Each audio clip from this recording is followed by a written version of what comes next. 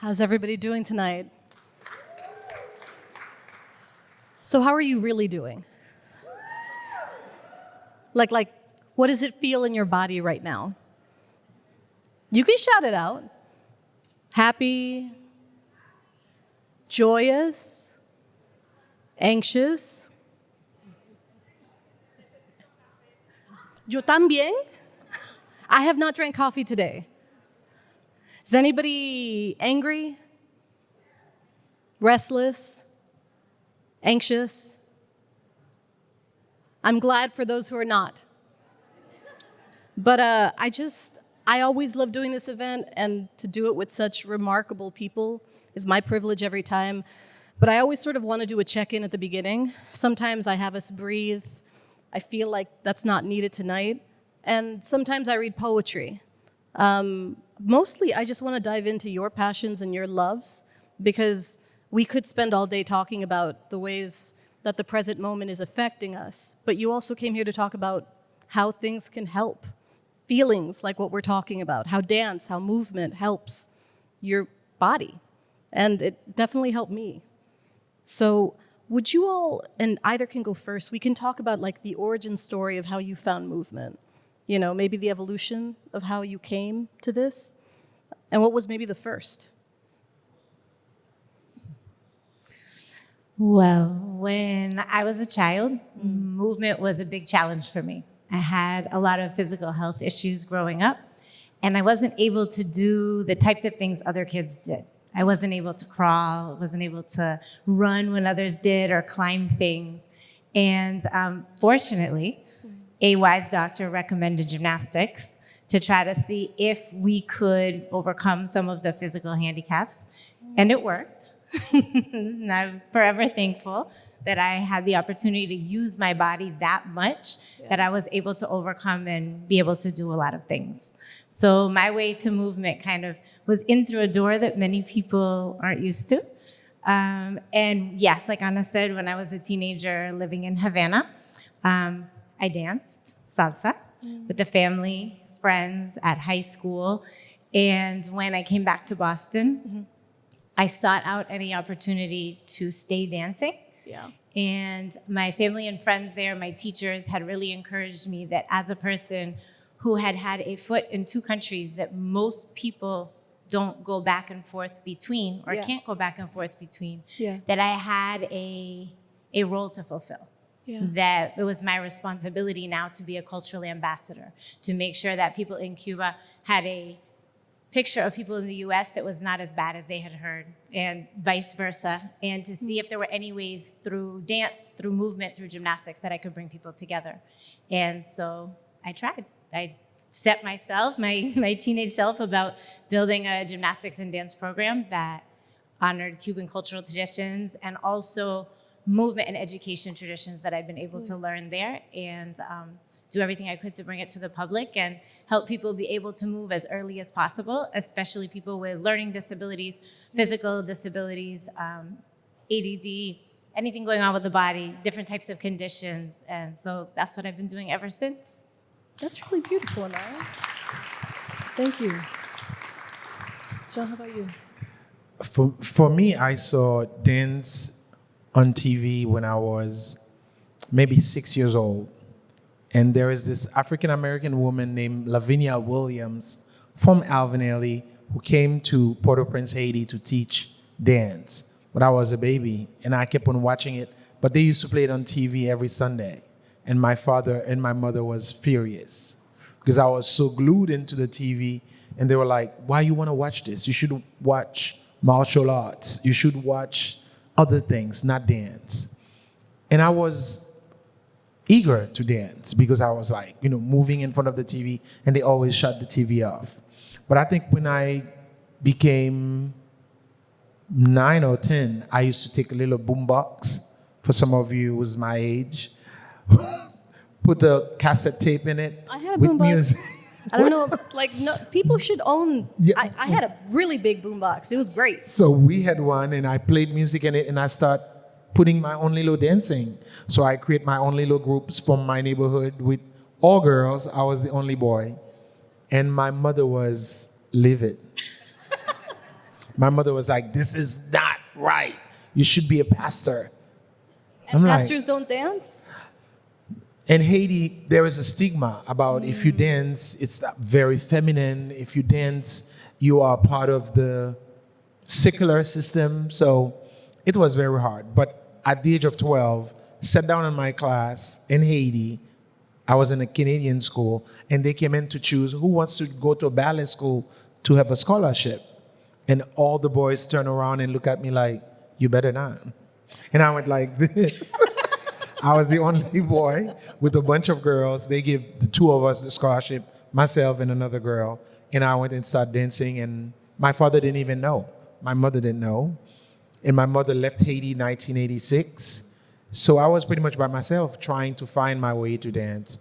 And my father always asked me, school finish at 1:30. Why are you coming home at 5:30, 6 o'clock? And I just said, I'm playing volleyball.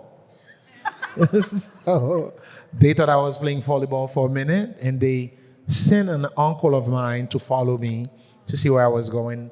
And they saw me going to the dance school and dancing. I was disciplined that night. It was a Monday. I went back on Wednesday. So my father just leave me alone and just let me be, because I really wanted to do this. And if I did not dance, I think I'll not be here today. Those are such, I mean, I know I said origin stories. Those could both be films. That's stunning. And One day. I mean, also, as a person raised in the evangelical church, King David danced before God naked. So biblically, men danced. But they do not share that too much. The church become very like a place where you have to be very strict, very still, very focused on praying only. So they don't give you that. Even one time, I think there were some kind of activity in the church that we used to go, because my mother was Protestant, and they had maybe a group of 5 girls dancing. And they were dancing some Kulin again? What do we call this group? It was a very old group with like curly. And these girls danced this music, and the church was in awe. Why did you let those girls come in and put secular music into the church? It was a mess. But the girls were amazing dancers. So for me, I feel like now the church is trying to really bring dance into their practice and really kind of let the kids know that they can go to activities in Haiti mostly. But it was very hard for me to really find that kind of support. I'm hearing a real through line in terms of the ways that dance both like helped you evolve as a person, but it was the arc of change that probably very much led you to who you are now. So for those who don't know, because I've taken classes with both of you, what do you do? How do you spend your days? Well, I think both of us, we are dance teachers, we are performers, we are choreographers, and we both direct dance companies, which means we do a lot of things besides dance in order to have the company work. And we both lead groups in the Caribbean to honor the dance forms there. And we went to high school together. Yes. So we have a lot of I didn't connections know right this. here. That's- Yes. Cambridge Rigid Line. Yes. Yes. I had no idea. So you all knew, like back then, did you all know that you were headed in the same direction, that you had the same appreciations? We knew. Pretty much. Yeah. You Because didn't see most each other of- in the hallway and just like pull a move real quick? Like you danced and then you But in danced and Cambridge, those- we had a lot of dancing programs that was happening. Yeah. And we had Alvin Ailey who used to come to the high school. That's another, oh my God, I was like, I couldn't believe it. Because when they said Alvin Ailey was coming to do a master class at the high school, I lost it. Because I felt like my dream is really coming true, because I used to see Alvin Ailey on TV in my country. And when I told my mother Alvin Ailey is coming to my high school, she was like, no, maybe it's some copycats. This is not true.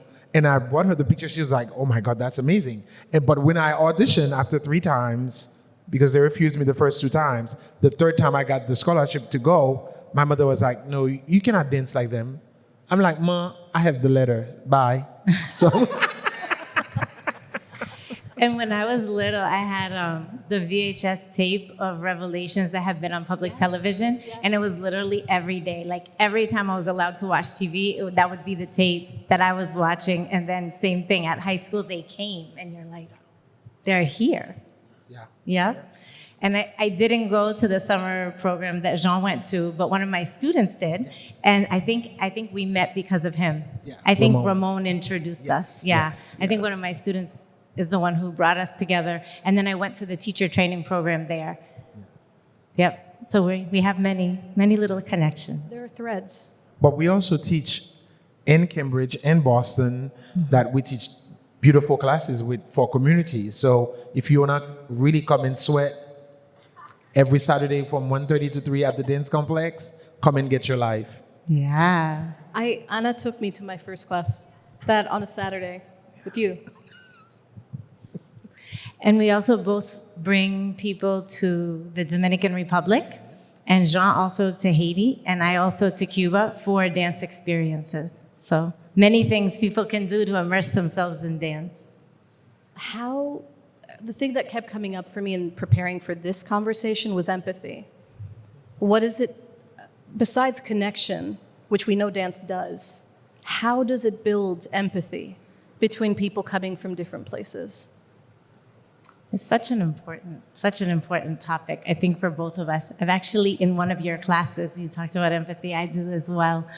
I think when you can help a lot of people have a shared experience of challenge inside their bodies, doing something that feels impossible, and then eventually it becoming possible, and you're really aware of the experience as it's happening, have other people around you, there's this moment where once it's become possible for you, you can still remember what it was like when it wasn't possible because it's close. And then you have that feeling of the new person in class, you know what it's like. And if you have a teacher who's encouraging empathy, then you're right there next to that new person, encouraging them, helping them jump in with everybody else. And I think it's very tangible, like it's in your hands as you're moving and going through the experience and feeling simultaneously like so proud when you do something and so embarrassed when you can't do something. And that change of emotion, but with everybody around you that you can either connect to and support and celebrate and encourage or pull away from, right? And if you have a teacher who's encouraging the first, then it kind of creates this mood of empathy that kind of resonates throughout the class, and then you can take that outside of class into your life as well. And I think movement, it's something very natural to really help you build empathy. Because if you take the risk, even though you're not a dancer, for me, everybody who comes in my contact, I just see you are a dancer to me. Until you can breathe, to me, you are a dancer. Because breathing is the most beautiful thing. I saw a company many years ago when we were in the high school. They sent us to the Wang Center, now called the Bach Center. And this group came from some Asian countries. They didn't do too much. They were breathing only for the entire time. It was like a meditative moment. And for me, I felt like, wow, look at the way they just stand like statues and breathing and doing small movement. And that was so touching to me. So for me, when people come into space to be able to share space, move together, there is no other way you can do it. It's just to have empathy and have understanding and have some kind of like smile in your face for the person that you see. So to me, I feel like if everybody could dance around the world would be so much better than what it is now. Absolutely. I fully agree with that. Is there a dance that specifically makes you sing, makes you feel fully yourself? And actually, when I've done this panel, I think I've asked other people that around dance. Oh, apologies. Is there a specific movement or dance you do on a daily basis to start your day? Wow. Breathing. Breathing is my dancing. Because if I don't breathe, I don't feel good. Because I think I went to a process after COVID that we were so scared and I felt like I was losing myself. So my system, my body system starting to be kind of going crazy. And I went to a friend of mine who have a nutrition space in Newton, And she said to me, first, you have to learn how to breathe again. Because it's like you were so scared of getting cut with this virus and you completely messed up your breathing system. So you need to learn how to breathe. So for me, breathing first. And after that, dancing in the shower, take long walks, dancing at any music. Because for me, movement is just beautiful. Even to see young kids in the street doing like hip hop or doing any kind of other movement. That's just why we love to be in the Caribbean, because in Dominican Republic, people are dancing all over the place. All the time. All the time. And for me, that's very moving. In Haiti, even if somebody's selling something, they have to dance. They have to animate yourself so you can come and buy everything from them. So I grew up, and I know Anara grew up also too, even in Cuba, when I went to Cuba many, many years ago, to see everybody in the community playing instruments, dancing. So for me, I'm just really grateful to be able to be here to share dance with the communities at large. Yeah. How about you, Nora? Definitely second what John said. I mean, I think that movement as part of my day is essential. It's like breathing, and really any form of dance that I'm gifted to be able to participate in a given moment, whether it's in a class or in a party or on a stage, I'm thankful for every moment that I'm moving.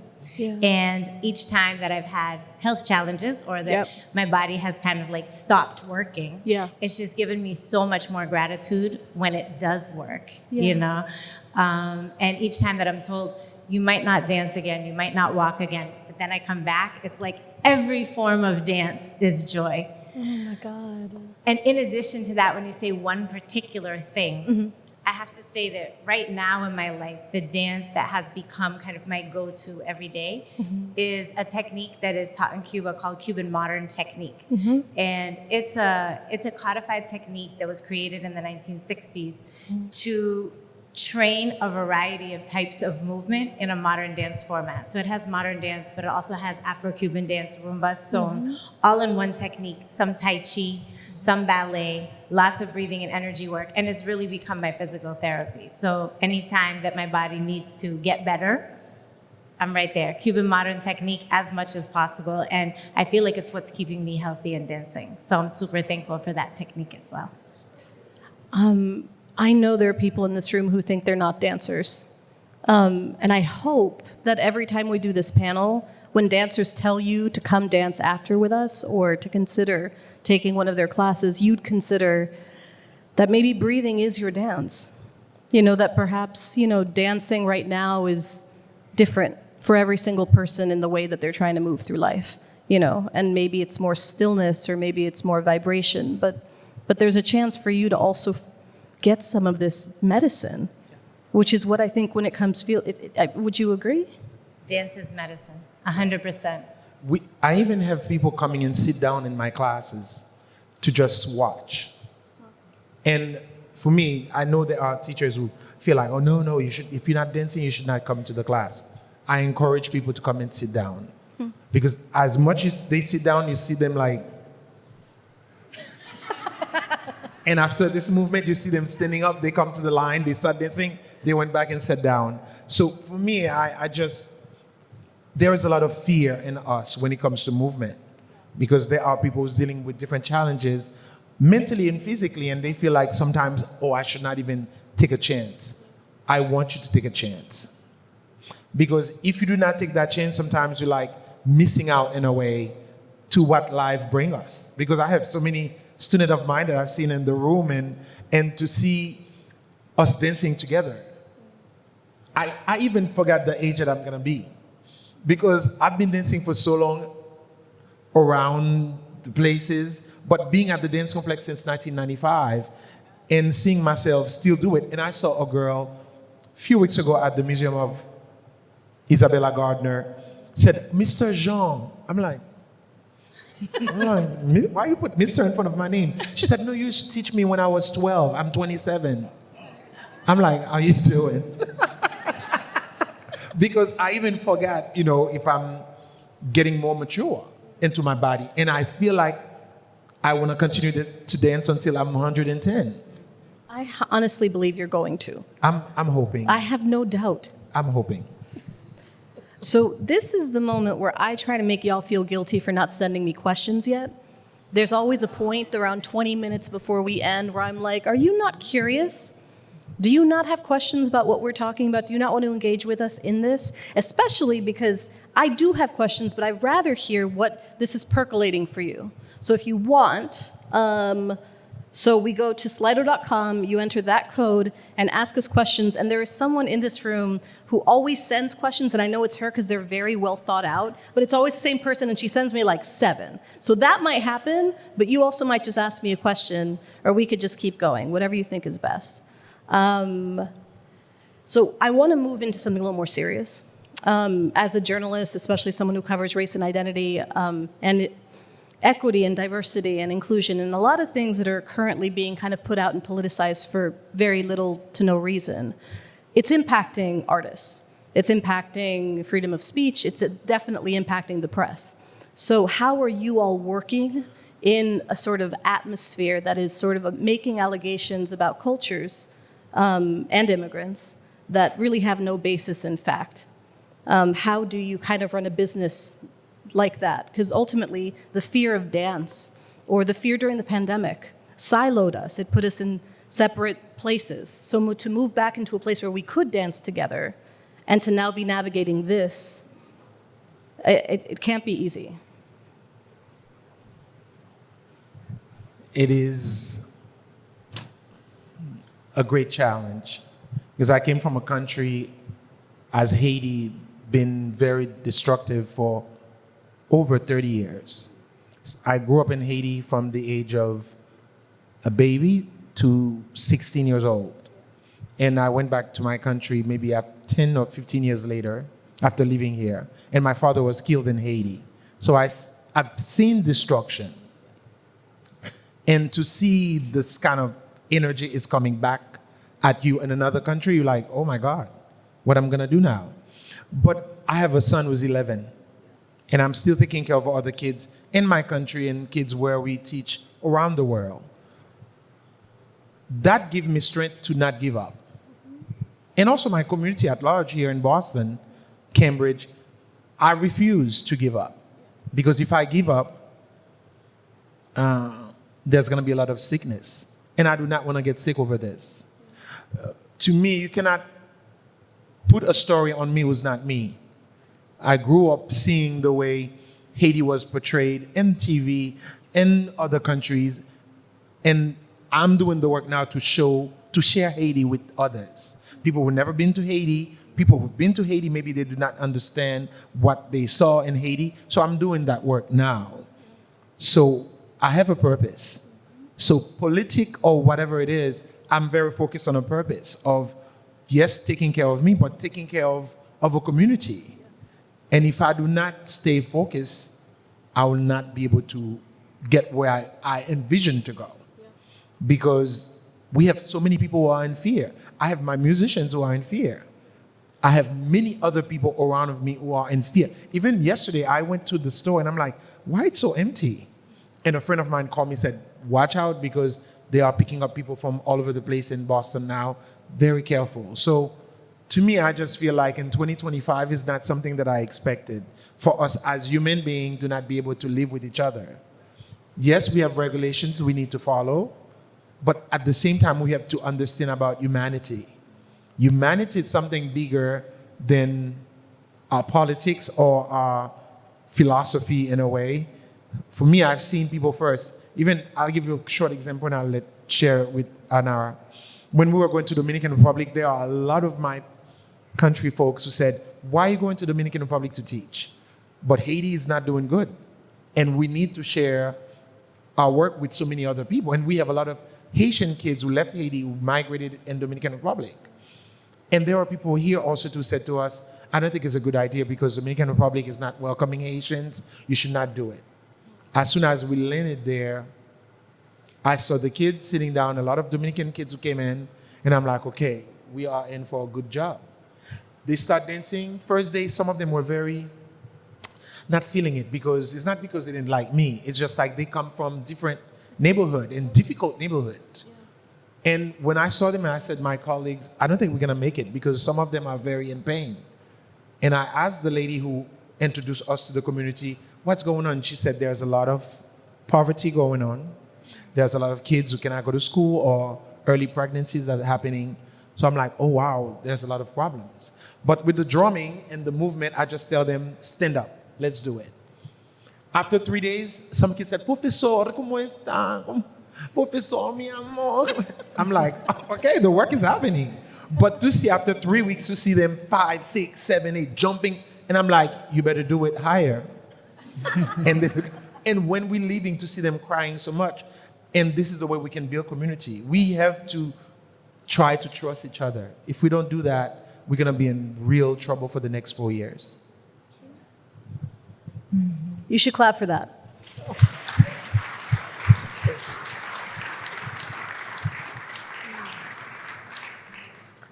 I think in the different challenges, like you mentioned the pandemic and then the challenges we're facing today, we each have a different role to play.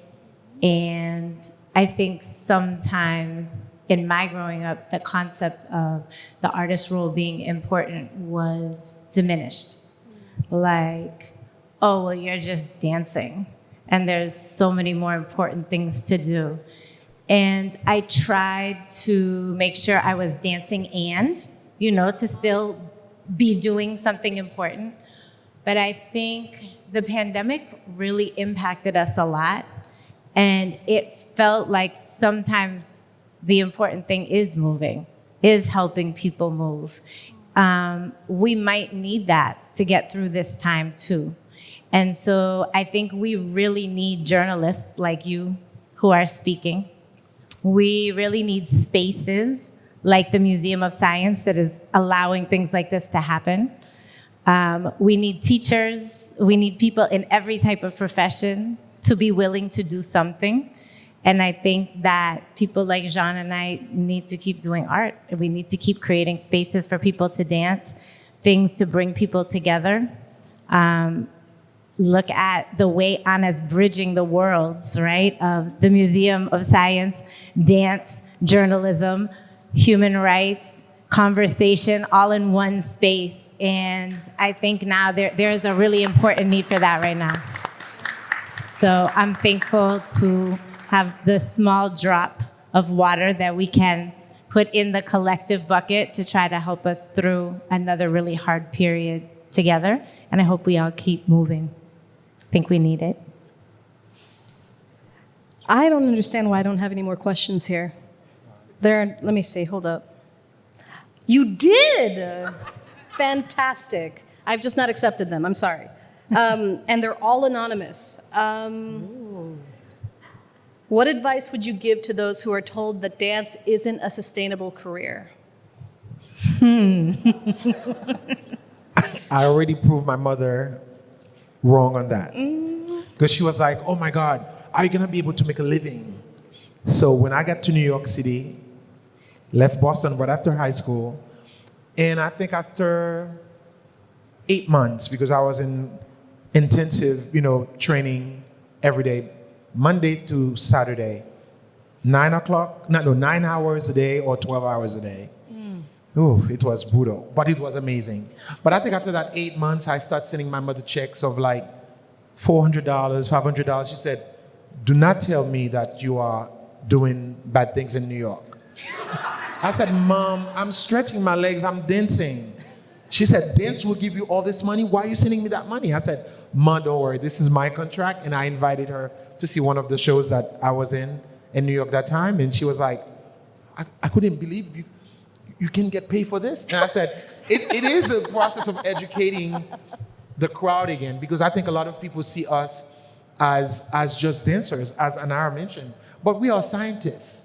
We are doctors. We are engineers. We are therapists. We are gymnasts. We are in a mix of many things that we are.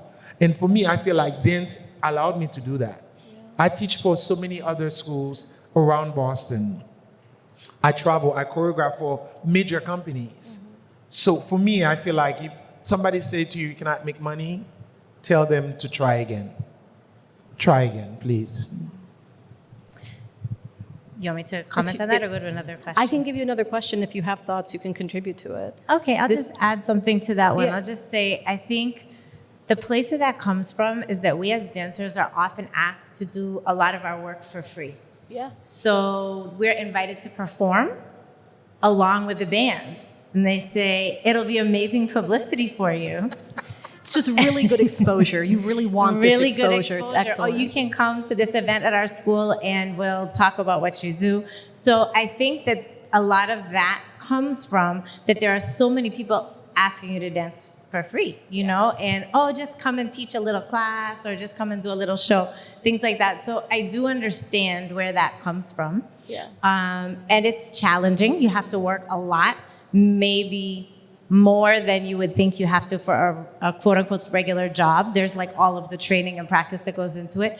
But I do think that there is space in dance for many different types of bodies, many different types of people, many different types of skill sets that you can make a living and you can share something.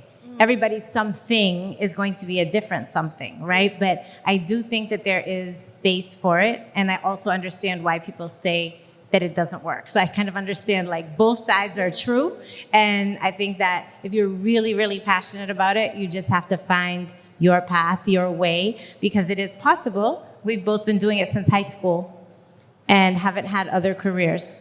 Maybe side jobs every once in a while to pay the bills, but we haven't had other careers. So yes, it is possible. No more side jobs. Because Not anymore. No more. Not anymore. But when you were 17, But yes. 18. Oh, yes. Yeah. Because, you have to start somewhere. But Yes. to me, I just feel like a lot of the time people see us as dancers, they think like we are in a misery.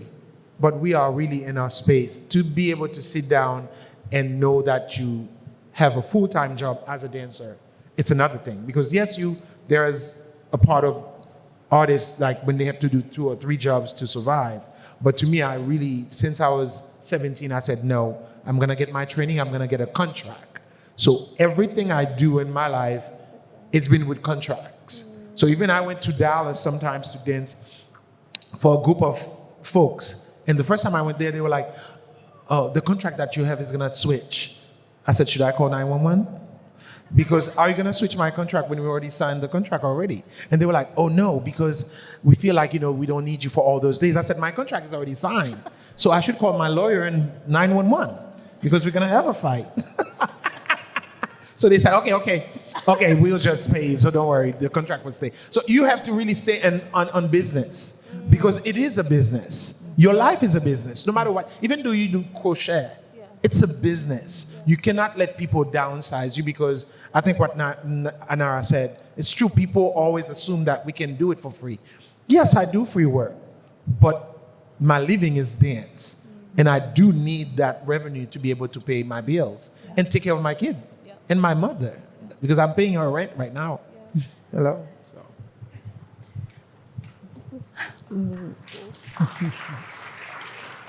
What song would you recommend to someone who has never listened to Latin music? How do you think they would feel while listening to it?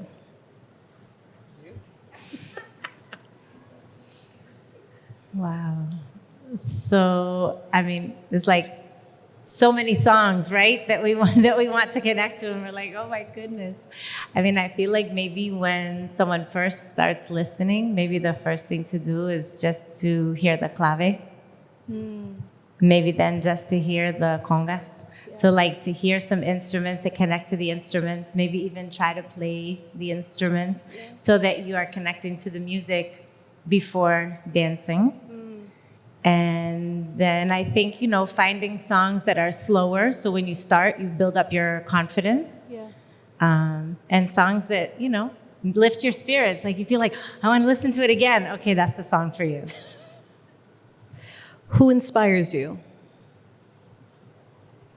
My mother.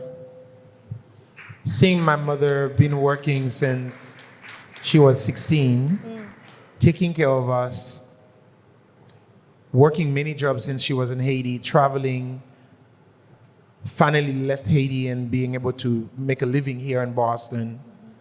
And my mother went through so many challenges. My mother was a teacher in Haiti, working for different factories, but she came here, she was a housekeeper. And my mother was determined to go back to school to be able to get more money to take care of us. So she went back to school, become a phlebotomist, and get a job at Mount Auburn and being able to really take care of us. So for me, I'm like, to see, I came in here when my mother got us here, to see my mother studying every day after finished cooking for us. And now I'm like looking at my mother now who's not able to do all that, because now my mother went through so many things after COVID with so many strokes. To see my mother sitting down like, life is okay. I'm so proud of my mother. But I'm so proud of many other teachers of mine who guided me through this process. Yeah. And I have a lot of women to think of, because I have major teachers in Haiti who were women. And here also too, they were all women that who guided me. There are a few men, but to me, I have this female spirit who continue to guide me through my journey, and I'm very thankful for that. Very. Thank you. Nora? I am inspired by the people on this stage with me, always. Inspired by Anna, who brought us together once again. And I'm inspired every day when I teach. I'm inspired every day seeing my students. I'm inspired every day when I have the opportunity to see a dance concert and I see someone pouring their heart into what they do.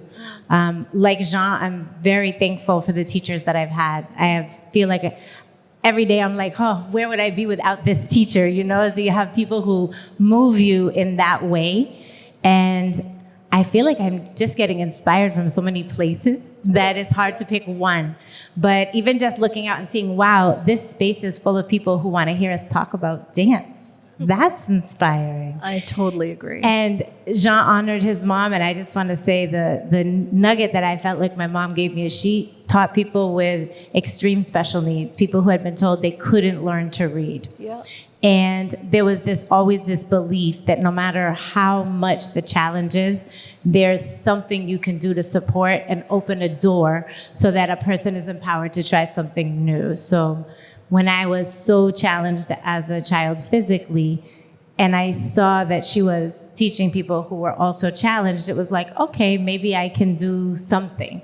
And I think at every step along the way, she's always checked me like, you're working with incredible students. Do you also have students who are challenged? Are you also leaving space for people who need help, what might be harder for them? Are you leaving space for people who might have a disability to be able to participate? Yeah. And I'm really thankful for that question being present for me always, that we need to create inclusive spaces that welcome people of all different types of abilities, all different ages, all different backgrounds to feel safe entering the classroom.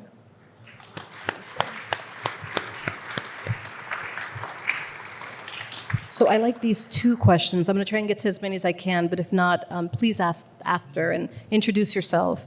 Can you share an experience of a plateau you encountered in your dance journey and what advice you would offer to students aiming for an advanced level? Wow. Being persistent. Yeah. You have to be persistent, because first day I left Boston, went to Alvin Ailey, and I thought like dance was going to be just like I used to be, one class in Boston and just go home. And it was 5 or 6 classes back to back. And I had 105-degree fever. And I'm like, oh my God, I have to do it tomorrow again. And Ramon, our mutual friend, said to me, you better stand up and do it. I said, I'm going to be able to do it, because my body was shivering with fever. My muscles were like in pain. And Ramon said, do you really want it to do dance, or you want it to just have fun? Because you have to train. And I'm like, oh my God, this is crazy. Ramon? So I asked him, what do you take for pain? He said, just take 2 Tylenol. I never knew about Tylenol before until dance. So I took 2 Tylenol and I was able to sleep, and I woke up the next day like it was never happening again. And the persistent really got me to where I'm trying to be still now, because I'm not in that place yet. Yeah. But I'm really encouraging young kids to be persistent, because you cannot give up, because there are days you feel like you want to give up. And no matter what, if you want to be a doctor, don't give up. If you want to be a nurse, don't give up. So myself, I think persistent really got me where I am. 100%. For me, I think a lot of my plateaus have come from health challenges. And I think that each time it would be even less than a plateau, maybe like a dip. Like, I'm not gonna be able to do this anymore. Okay, I've been told I can't do it, and so my mind starts to go down like I can't do it. I have a tumor in my leg, it's not gonna work, my leg's gonna stop working, you're not gonna be able to walk. Okay, so you start on this downward spiral because you're listening and believing. Yeah. And then at some point, I'm so thankful that someone say, but what if they're wrong? Are you gonna give up? Are you gonna believe them? Is there something else to try? So I feel like it's like persistence and the belief that there is something else you can try. Like that the persistence will have an outcome and not allowing anything else to get in there. So like when John felt that pain and when he felt that sick, there's the persistence and I'm going to find something that does something. And it was 2 Tylenol. It was 2 Tylenol, but it was also the belief that he said, Ramon told me I had to do that. I'm gonna take the 2 Tylenol and I am gonna be better. I am going to be better. I'm gonna be better enough to take the class. I'm gonna be better enough to keep going. And so then when something happens, I think always looking for how can I reframe it into there is the possibility that I can come back. There is the possibility that I can do this. What can I do to try in this moment, even inch in that direction of yes. And so I think that the mindset, the reprogramming of the mind, that when something is going wrong, maybe pulling out the little bit that could be good or the little bit that could give you hope to keep trying is how I would suggest to go through plateaus or dips or challenges or mountains to get to the other side. That persistence combined with the mindset that there is hope possible, yeah?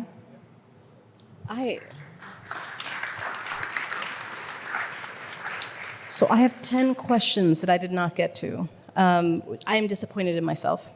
You should approach and ask them this yourself. You should also join us downstairs as we dance.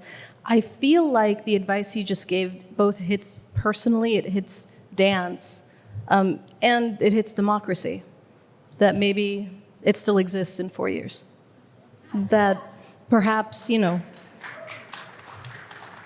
maybe we just keep going and maybe freedom of speech is really, really important right now.